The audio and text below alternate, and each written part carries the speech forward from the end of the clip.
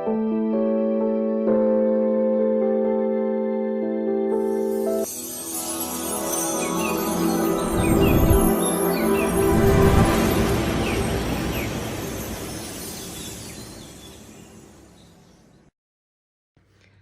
mừng bạn quay trở lại với kênh Đang Móc Len của Dương Liệu Handmade.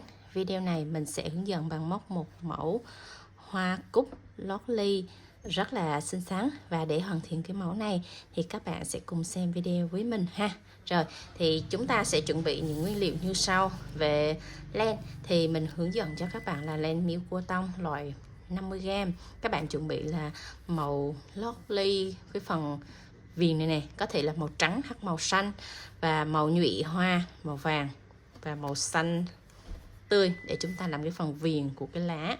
Đó, màu hoa này, màu vàng nhụy, màu cánh màu hoa, hoặc là màu điểm của cái phần đế lót. Đây mình có phiên bản là trắng, phiên bản xanh. Đó thì các bạn sẽ chọn những cái tông màu phù hợp để chúng ta mix lên làm một mẫu hoa xinh xinh ha. Rồi kim móc mình hướng dẫn là đầu 4/0 tương ứng với kim 2.5mm. Rồi chúng ta cùng chuẩn bị những nguyên liệu để mình vào học móc cái mẫu lót ly hoa cúc này ha. Rồi đầu tiên chúng ta sẽ học móc cái phần đế lót ly trước nha. Tạo cho mình một vòng tròn mã thuận. Rồi móc lên 3 mũi móc xích. Xong móc vào trong vòng tròn mã thuật này 12 mũi móc kép. 1 2 3 4 5 6 7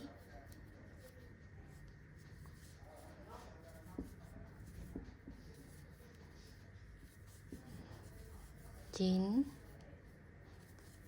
10 11 12. Dạ, xong 12 mũi móc kép rồi, mình siết chặt cái sợi len ngắn này thật chặt lại nè. Xong rồi móc một mũi trượt vào ngay đỉnh đầu của mũi kép đầu tiên đây. Mũi kép đây các bạn ha.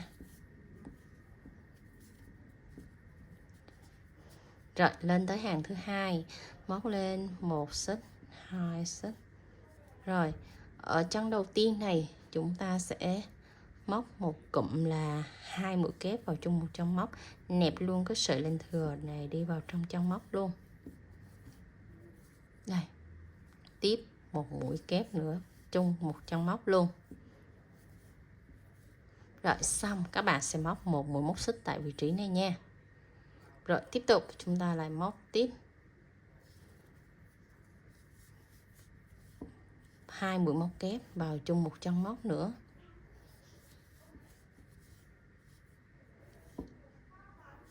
Rồi xong rồi chúng ta lại móc một mũi móc xích ở đây. Rồi tiếp tục tới chân thứ ba chúng ta cũng móc tương tự như vậy luôn. Rồi thì các bạn sẽ lặp lại 12 chân móc là chúng ta có 12 cụm. Đó, móc một mũi móc xích ở đây, lặp lại liên tục như vậy cho đến chân cuối các bạn ha. Rồi đến chân cuối cùng này chúng ta sẽ móc một mũi trượt vào ngay đỉnh đầu của mũi kép này.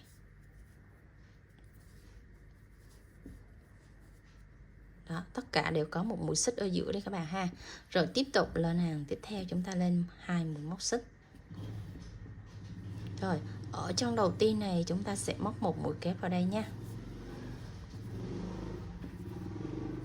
Rồi đến chân thứ hai chúng ta sẽ móc một cụm là 2 mũi kép.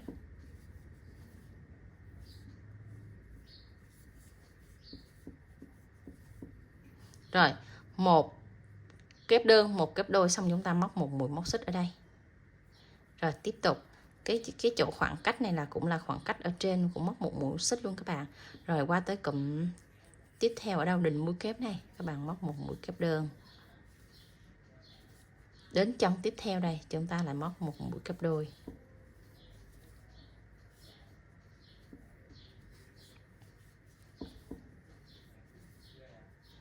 Rồi Tại đây các bạn lại móc một mũi móc xích nè, ở dưới mình móc một móc xích, ở trên cũng móc một móc xích ha. Rồi tiếp tục các bạn lặp lại công thức, cứ một cụm là một kép đơn, một kép đôi và móc một xích, cứ như vậy lặp lại liên tục cho mình 12 cụm ở 12 chân móc nha. Rồi lặp lại như vậy cho đến hết hàng luôn các bạn. Rồi, nhớ chỗ đây là phải có một xích này các bạn. Rồi mình đã móc đến cụm cuối rồi đó các bạn. Và đến cụm cuối này nhớ là móc một mũi móc xích ở đây nha. Xong rồi trượt mũi vô cái đỉnh đầu của mũi kép này. Một mũi trượt. Rồi. Thế là chúng ta đã hoàn thành xong hàng thứ 3, lên tới hàng thứ 4, lên 2 mũi móc xích. Chân đầu tiên này chúng ta móc một mũi kép này. Chân thứ 2 móc một mũi kép. Rồi, chân thứ 3 đây, tại cái chân này chúng ta sẽ móc 2 mũi kép vào chung một chân móc nha.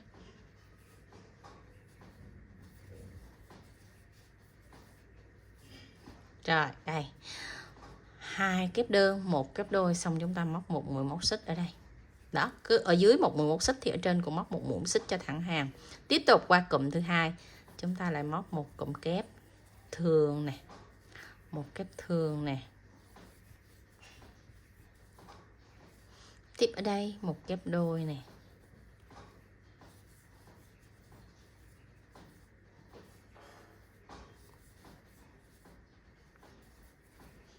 Xong, chúng ta lại lên một mũi móc xích ở đây nha.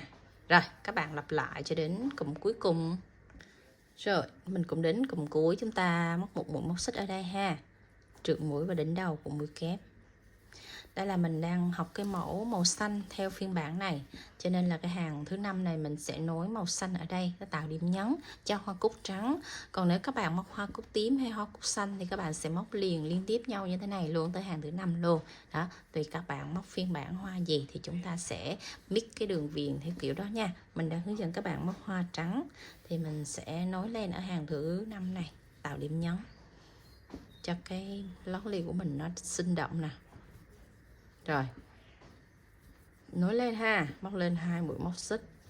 Rồi, chân đầu tiên này cũng móc một mũi kép và nẹp luôn 2 cái sợi đen thừa này đi vào trong mũi móc luôn. Tiếp tục ở chân thứ 2 cũng là một mũi kép đơn bình thường. Chân thứ 3 vẫn là một mũi kép đơn bình thường. Rồi đến chân thứ 4 là mũi kép đôi các bạn nhé. Đây, mũi kép đôi nè. Chúng ta móc 2 mũi kép vào chung một chân móc.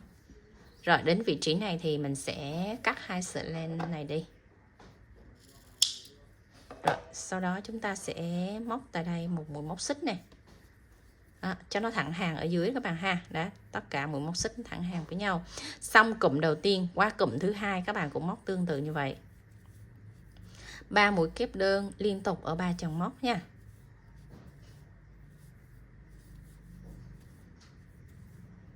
Rồi, chân thứ 4 chúng ta sẽ móc vào đây một mũi kép đôi này. Xong mũi kép đôi cái là mình móc một mũi móc xích ở đây. Rồi, các bạn thực hiện tiếp 10 cụm còn lại tương tự như vậy nha.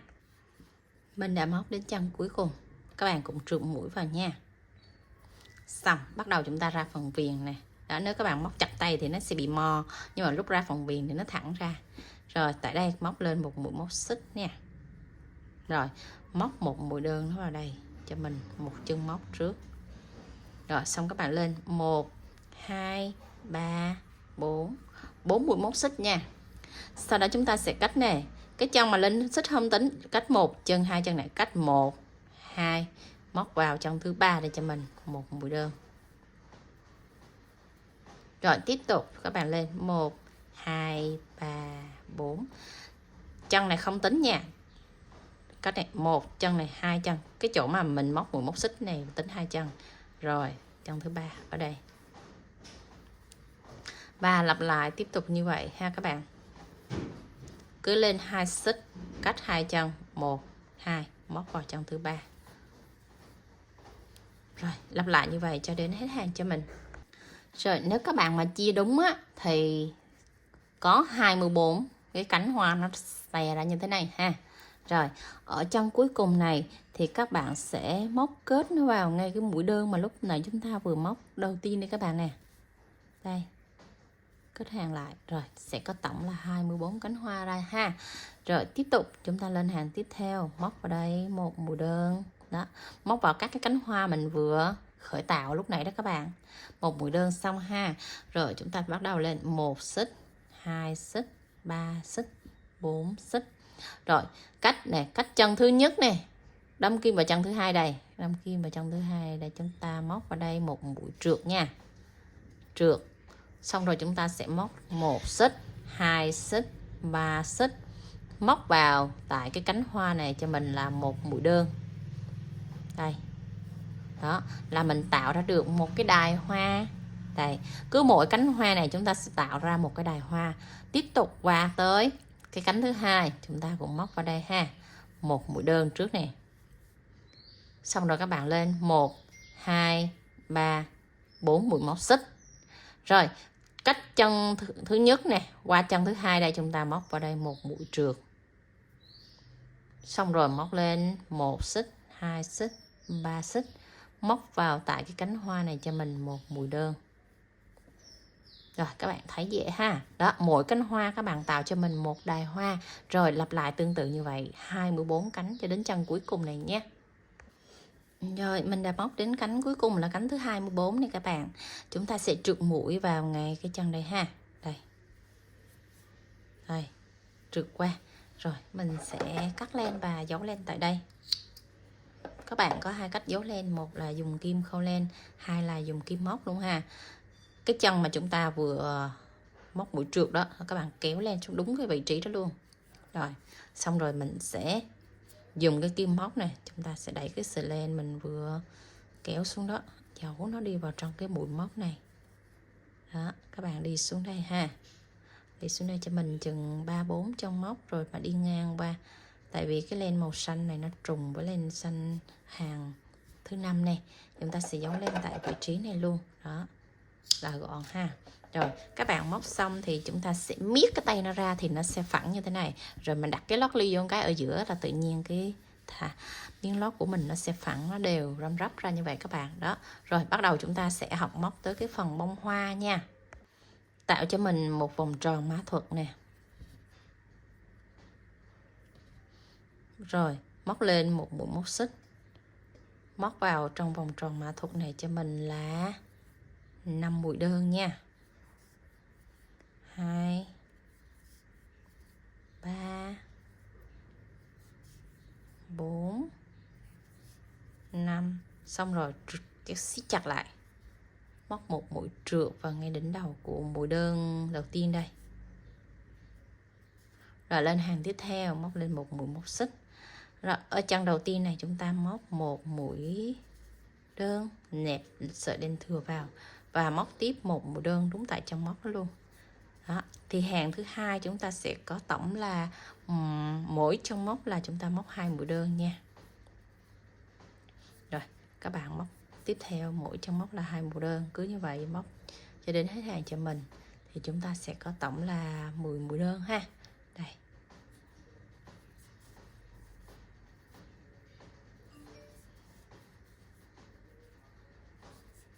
Đó, các bạn cứ móc liên tiếp như vậy cho mình nhé. Rồi, đến chân cuối cùng này, chúng ta sẽ móc một mũi trượt nó vào đây.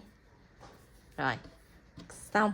Đây là phần nhụy ha. Chúng ta sẽ nối len cái phần cánh hoa để chúng ta móc tiếp theo nó vào đây. Trượt len qua, siết chặt xuống ha. Rồi, bắt đầu chúng ta móc lên này, 1 xích, 2 xích, 3 xích. Móc 3 mũi móc xích, xong rồi chúng ta sẽ móc một mũi kép nó vào ngay cái chân này luôn ha. Rồi, bắt đầu chúng ta sẽ móc tiếp theo lên 1 xích, 2 xích, 3 xích. Trượt mũi vào trong kế bên và nẹp luôn 2 sợi len thừa này đi vào trong móc luôn. Tiếp tục lên tới cánh hoa thứ hai, chúng ta là móc lên 3 xích này, 1 2 3. Rồi, móc vào cái chân này luôn. Móc vào cái chân này cho mình một mũi kép. Là chúng ta đang móc tới cánh hoa thứ hai đó các bạn. Đó, Rồi, 1 xích, 2 xích, 3 xích, trượt mũi vào chân kế bên là chúng ta sẽ móc tới cánh hoa thứ 3. Đó, mình đã thực hiện xong 2 cánh hoa thì các bạn sẽ thực hiện tiếp 8 cánh hoa còn lại. Mỗi cánh hoa chúng ta thực hiện công thức tương tự như vậy ha. Rồi, tới chỗ này thì các bạn có thể cắt 2 cái sợi len thừa này đi cho mình được rồi nè. Chúng ta có thể là móc cái phần len xanh của cánh hoa thôi. Còn len nhụy là chúng ta sẽ cắt đi và các bạn móc tiếp theo nha. Rồi, mình đã móc đến cánh hoa cuối cùng. Để tiếp giáp với cánh đầu tiên thì các bạn sẽ móc một mũi trượt vào ngay đỉnh đầu của mũi mà lúc nãy chúng ta móc một mũi xích này các bạn. Đây. Đó, trượt mũi vào, xong rồi mình sẽ cắt lên. Rồi, tại vị trí này chúng ta sẽ lấy sợi len ra và ngay cái chân mà mình đâm kim đó, rồi. Đúng cái chân mà mình đâm kim ha, thì mình kéo cái sợi len đó xuống phía dưới lại. Xuống dưới lại cho mình nha. Siết chặt. Đó, thì các bạn sẽ thấy cánh đầu tiên và cánh cuối cùng nó tiếp giáp với nhau rất là mượt mà, nó không có cái điểm hở ha. Đó là cái bông cúc nó sẽ như vậy.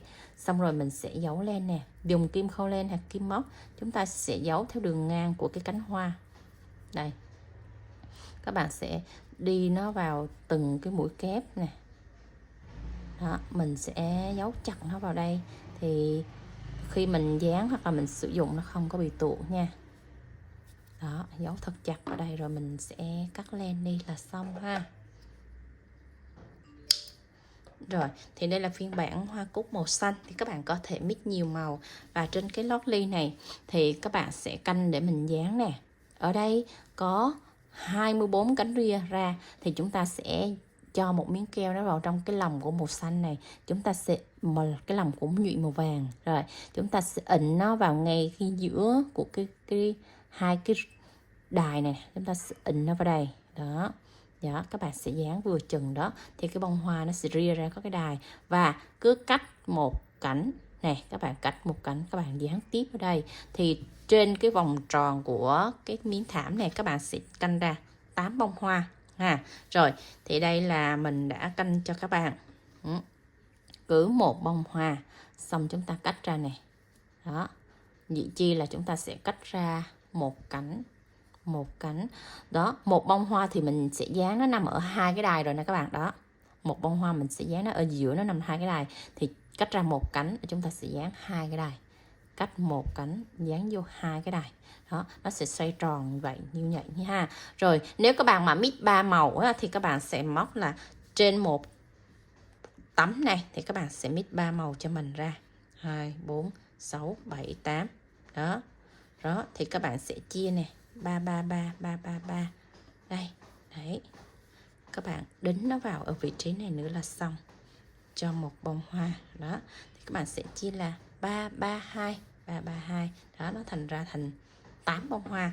Đó, ví dụ như màu tím, còn màu trắng mình sẽ móc xanh thì viền trắng nó một màu như vậy thì cũng rất là nhẹ nhàng dễ thương ha. Rồi thì mình đã hướng dẫn cho các bạn hoàn thiện xong cái mẫu lót ly hình hoa cúc. Các bạn thấy video hay cho Liễu xin một like với nha, và để lại phần bình luận bên dưới nếu có đoạn nào các bạn thắc mắc chưa hiểu rõ thì Liễu sẽ hướng dẫn chi tiết hơn, trả lời bình luận sớm để các bạn hoàn thiện xong cái mẫu lót ly hoa cúc này nha. Bye bye, hẹn gặp lại các bạn ở những video sau ha. See you.